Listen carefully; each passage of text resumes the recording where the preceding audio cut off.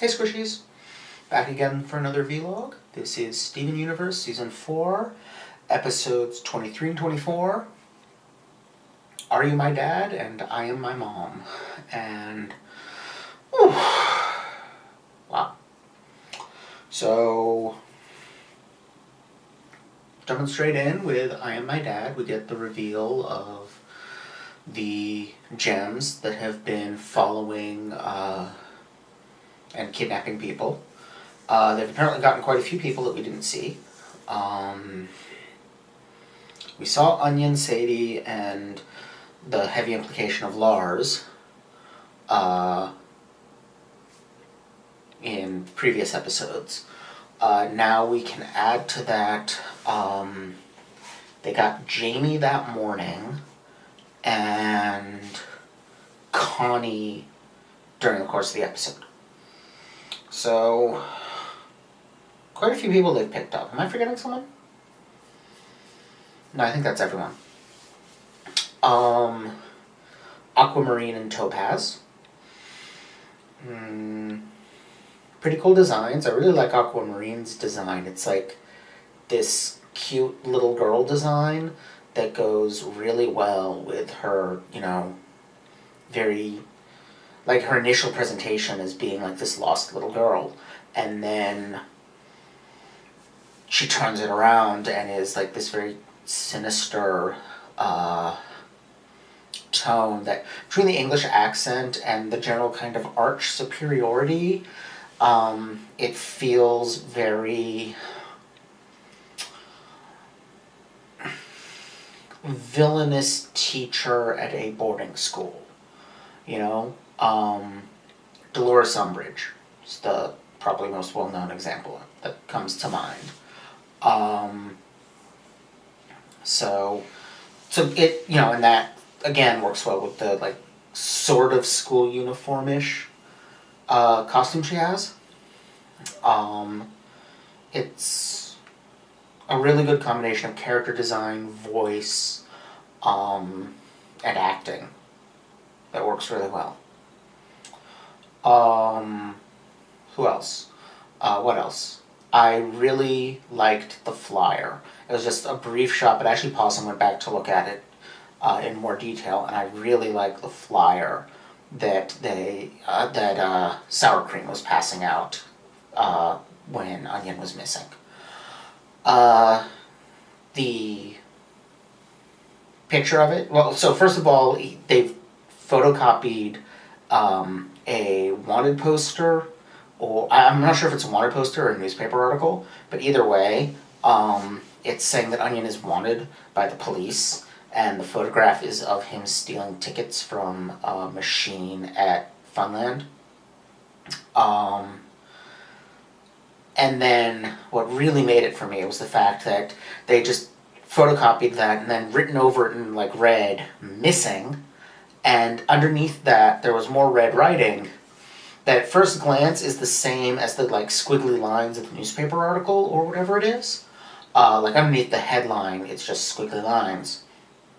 If you look a little bit closer, the red marks aren't squiggly lines, they're M's. It's saying, the weird noises that Yellowtail and Onion make. Very cute. Nice little detail, like kind of a blink and you miss it kind of a thing. I also like, I'm not sure if he's done it before, but I like Sour Cream calling Yellowtail Yellow Dad. That's a cute little shift from before when he was calling him my stepdad, and then kind of acknowledged him as the real father in the sense of the person who has cared for him and helped raise him, unlike Marty. I don't remember if that is a reference that's happened before or not. I feel like maybe it is, but if it is, I don't think I've commented on it before, so there it is. And of course the big thing is Steven's, kind of sacrifice in the next episode. So I guess I'm just going to kind of segue into talking about Are You My Mom? Not Are You My Mom? I Am My Mom. Which is, of course, a concept that Steven's been struggling with for a couple seasons now. these feelings of guilt over the wrongs his mom has committed. We started this arc with his feeling like he was created for a purpose, for some kind of a destiny, and this anxiety that he didn't know what it was, which of course is the anxiety that he's going to fail at it. He doesn't even know what it is. How can he succeed at this burden that's been placed on him? And then he discovers that there really isn't a magical destiny placed on him by his mom. But that in some ways makes it worse, because I think maybe on some level he was thinking that if he can do that, then it'll make up for the wrongs that Rose Quartz, rightly or wrongly, is seen as having committed by other gems who blame Steven for them, because they don't see him as being separate from his mom. Bismuth, Jasper, Eyeball, they all blame him for things that Rose Quartz did. And on some level, I think he blames himself. I think he feels guilt over the things his mom did. And I think he's angry at her and guilty about that. I think we saw a lot of that in Mindful Education. So what does he do with that information? He claims to be his parents. I didn't comment on it, but in the first episode of the arc, Line 4, the door that the key actually worked on was a vagina. There was a big old pair of pink legs rising up out of the desert, and where they met was where the door was. Steven crawled back up into the womb in his search for his magical destiny and found out that he doesn't have one and he's just him. It makes sense in a way, like going back up into the womb, finding the relic of the time before his parents knew what his gender would be. I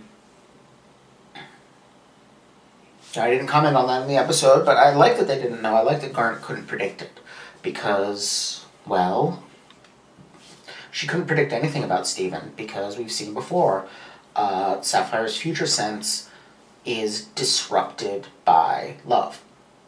That's what the answer told us. And that is consistently the case. It's why she couldn't see for certain what was going to happen with Navy. Navy, was that the gem? The ruby from Room for Ruby, I think, was Navy. She couldn't see what was going to happen, like whether Steven was going to be like Steven or Nora, because she couldn't see the future. But regardless, there's this thing of him, it's been a running theme for a couple seasons now, of Steven being a separate entity from his parents. Which is a thing that adolescent kids struggle with, is defining themselves as independent entities from their parents, because, adolescence is that period of striking out on your own. The whole teen rebellion thing is about pulling away from your parents to establish your own identity independent of them. And then, so that you can then head off into the world without them. And Steven struggles to do that. Steven is a very loving boy with really strong ties to the people in his life, and that, I think, makes it hard for him to distance himself from them. Who is Steven when he is not Greg's son, Rose's son, one of the crystal gems? Um, and a big part of defining that for any kid is their friends. This is why teens get so cliquish, because you're trying to find your identity through trying on different groups of people. You know, am I part of this group? Am I part of that group? Is a way of trying to figure out who you are. And so Stephen, through his relationships with Connie, with Lars and Sadie, even with Jamie, you know, with Jamie he tried out acting. With Lars and Sadie, he, you know, is kind of the, you know,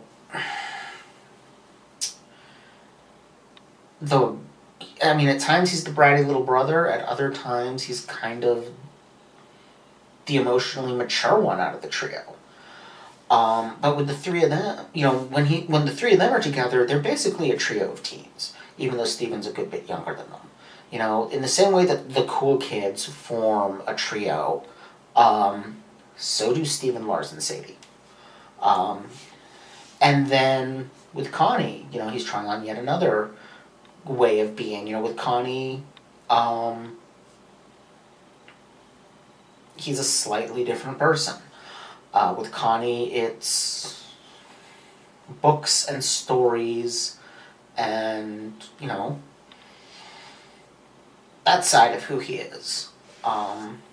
Slightly more intellectual, though I don't know that intellectual is ever really a word that can be applied to Stephen. Not to say that he's dumb at all. He's not. But he's not bookish. Though he's a reader, but he's not bookish the way that, like, Connie is. But yeah, he explores all these different identities with his friends. So, with his friends taken out of the picture by Aquamarine and Topaz, he becomes his parents again. He loses his sense of who he is without them. And so first he claims to be his dad, and yes, it's a ruse that doesn't work. And then you've got his sacrifice, which is, I think, a really powerful moment that kind of brings this arc to a close, even though it is ending on a cliffhanger. He started it with, you know, what did Mom make me for? This, like, what is my destiny? And he realized he doesn't have one, because nobody does. Now he's found a purpose. He's going to go to, I mean, it seems like he's going to go to Homeworld and be his mom. I don't know what they're going to do to him there, or if they'll be interrupted on the way or what, but at least his decision in that moment is, I am going to expurgate this guilt by facing the music for my mom's crimes. You know, it's a question Lars asked in The Good Lars, you know, when did you get so mature? And Stephen's response is somewhere between learning to summon my shield and finding out my mom is a war criminal. Which, sounds about right. But he has to, or he feels he has to deal with that. I don't think I'm being very coherent on this one. Some very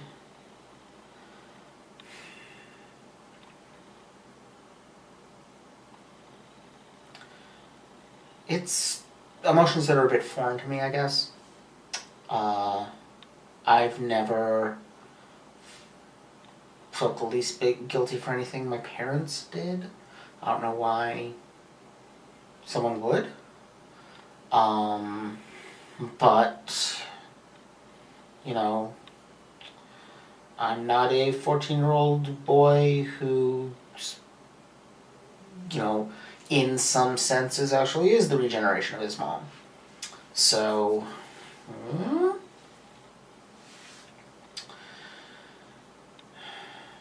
but yeah, I think he thinks that by doing this, going along with this, turning himself in, he can somehow expurgate the guilt that he's feeling. Because I think he thinks the guilt is over the things his mom did. Where I think the guilt is actually about anger. He feels guilty over being angry at his dead mom. For things she did while she was alive that have caused him problems. In this case, they're not things she did to him because she died at the moment he was born, but other people she wronged have come after him. And that I can understand a bit better. When you lose a parent, it is very hard to get angry at them. It can be difficult to admit that you are, and that it's okay to be. It's one thing to admit that, you had the anger stage of grief. Like, you're angry that they're gone. It's another thing when you're angry about things that they did while they were alive. That's a much harder thing to admit to and then to move past feeling guilty about. Because that feels like, speaking ill of the dead is something that's frowned upon in our culture. It feels like betrayal, in a sense. Betrayal of their memory. But Steven's got legitimate grounds to be mad at his mom. Be mad about some of the choices she made. Hiding away Bismuth was bullshit. The fact that Steven's choice really wasn't any better doesn't help.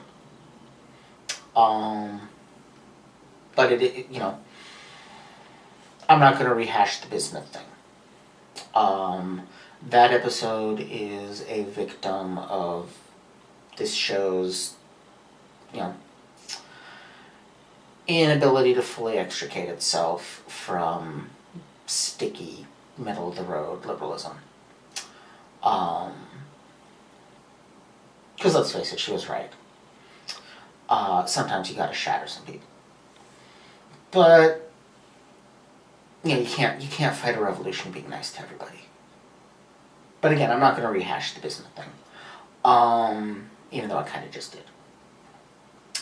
The point is, he's got a right to be mad at his mom for pissing off Bismuth so badly that Bismuth came after him. He's got a right to be angry at his mom for shattering Pink Diamond. Not because shattering Pink Diamond was wrong. We don't know enough about the circumstances, but frankly, if you're fighting a revolution against the oppressor and you kill their leader, boo-hoo. Frankly, I would rather wars were fought by just assassinating each other's leaders. It would be a lot cleaner than, sending out armies and killing thousands. But of course no leader's going to do that because then they make themselves a target, and they'd much rather send out, thousands or millions of troops than, risk their own skins. Because that's what makes them leaders.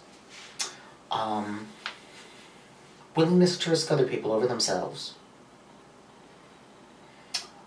Anyway,